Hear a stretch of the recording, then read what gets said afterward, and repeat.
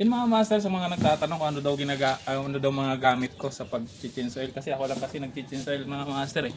Siyempre meron tayo ditong langis, ang ating Petron Sprint na pang scooter, polysynthetic 5W48. Siyempre yung ating imbudo.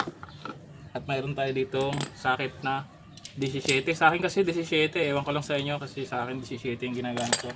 Siyempre meron tayong kawali. Dito natin sasawarin yung dihidri natin. Pero ano na to gamit na to, hindi na to ginagamit sa pagluluto. Tara, let's go.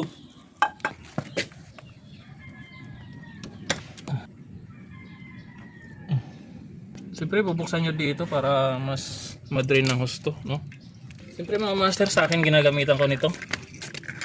Mas mainam mga master kung gagamitin nyo is compressor, no? So, sa may mga compressor dyan. So yun mga master, ito nga pala yung ginamit natin lang is Petron Sprint. So 100% na may recommend ako sa inyo to. Dahil pagka Petron Sprint ka, mararamdaman mo yung hatak ng makina. Kung dating makina mo is nararamdaman mo yung init, pag ito nang gamit mo, hindi mo na mararamdaman yung init ng makina. Tapos pinaka-importante, malinis siya sa makina, sa loob ng makina. So ano pa hinihintay mo? Mag Petron Sprint ka na. Dahil sa Sprint, angat ka. So yun mga master, goods na. So yan yung odo natin mga master, 136,673.